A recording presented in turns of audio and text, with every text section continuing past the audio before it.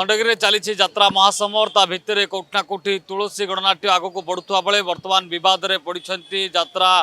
तुलसीर मालिक जे नांडू बाबू रही पुणी थे बद को पशुंट आप सीधासल चित्र देखुए ये हूँ खंडगिरी थानार दृश्य जोटि कि बर्तमान साई एवं साई माँ गोटे पटे अनंत नारायण धल अर्थात नांडू बाबू थाना उपस्थित अच्छा ये आलोचना चली जे वास्तव में गोटे पटे एफआईआर दिखाई ये घटना घटी गतकाली अर्थात गतकाली जितेबाला अधा नाटक जिते असुस्थ होते साई एवं साई जितेबाला असुस्थ होगापर मेडिकल निया किंतु परवर्ती समय मेडिकल को जो निया भितर कोठना कोठी बड़ प्रश्नवाची सृष्टि होची जे किभली लोके बा अर्थात जो माने मालिक रही सी किभली संस्था को अर्थात जो माने अभिनय करुले से कहीं गुरुत्व दौन अर्थात साई जितेबाला मुख्य भूमिकार अभिनय करते मंच चढ़ती साई हाई बजेटर नाटक भितर बड़ पार्टी अनुष्ठान भितर रही किंतु काली जितेबाला असुस्थ हो गले कहीं मालिक कि मैनेजर मेडिकल को नेले नहीं ताकू लेकिन बड़ प्रश्नवाची सृष्टि होते कड़े साई को जितेबाला खंडगिरी मंच चढ़ी खंडगिरी परठू कड़े मानसिक चाप दि जाऊँगी अर्थात धमक चमक दि जाऊँगी जीवन रू मारिदेवा को धमक दिया कहीं साई तुलसी छाड़िले आउ कौटी जगार अन्य कौन अनुष्ठान रे यात्रा अनुष्ठान रे सामिल हो पारे ना ये कथा मालिक धमक दौथुवा निजे अभियोग आने सहित गणमाध्यम रे प्रतिक्रिया रखिंट यात्रा भिलियान तुलसी गणनाट्यर साई सत्यजित पंडा एवं परवर्ती समय गतकालीर घटना एवं ये घटना को लेकिन माँ कहते जे पुओ आउ नाटक करिवो नाही अर्थात तुलसी पेंडाल को चढ़िबो नाही तेबे यार भितर बड़ प्रश्नवाची सृष्टि होची जो मालिक कोटी कोटी टंका देके अनुष्ठान को सृष्टि करछंती तैयारी करछंती एवं जहां को मासिक 2 ରୁ 3 लाख टंका पेड दउछंती से बेली क्षेत्र में किभली नाटक अनुष्ठान बा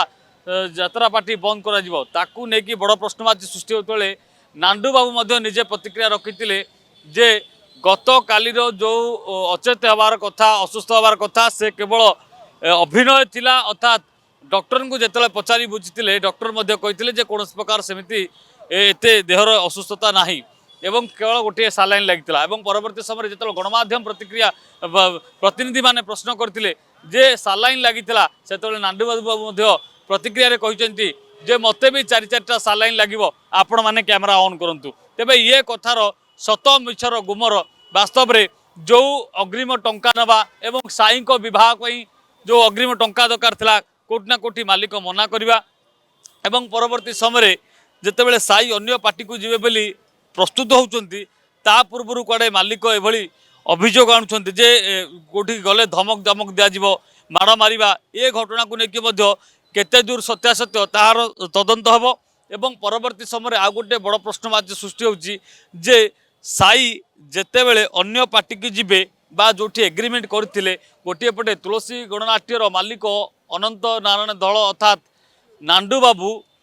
जेतेबेले कहउचंती जे एठी एग्रीमेंट अच्छी साई आहुरी मध्य काम करिवार अच्छी किंतु ता भितरे साई किपरि अन्य पार्टी को जीवे बोली एग्रीमेंट नेउचंती ताकू नेकी बड़ खुलासा होची वास्तव में नांडू बाबू कहउचंती जे मो पाखरे सबु किछिर प्रमाण अच्छी कॉल रेकर्ड ठू आरंभ करके पेपर पेन रो साइन पर्यंत सबुकिछि अच्छी किंतु साई पाखे किछि भी नहीं तेबे ये कथार सत्यासत सामना को आसीबो एवं जना पड़िबो किए मिछ किए सत एवं जो कथा कह जाउतला केवल कथा कथा एग्रीमेंट रहितला ना खाता पेन रहितला जो कथा साई कहउतिले तार विपरीत कथा कहते अर्थात मालिक नांडू बाबू जे समस्त कथा खाता कलम रे रहिछि एवं एग्रीमेंट टंका अग्रिम टंका मध्य दिया जाइछि तेबे ये घटनार सत्यासत्य सामना को आसवा सहित एवं खंडगिरी पर आउ मंच चढ़े कि नहीं साई ताहा देखा बाकी रहा भुवनेश्वर कैमरा गुडू प्रियकांत साहू रियो न्यूज जदि आपंक आम भिडी भल लगा तेब आम चैनल को लाइक शेयर और सब्सक्राइब करने को जमा भी भूलु नहीं।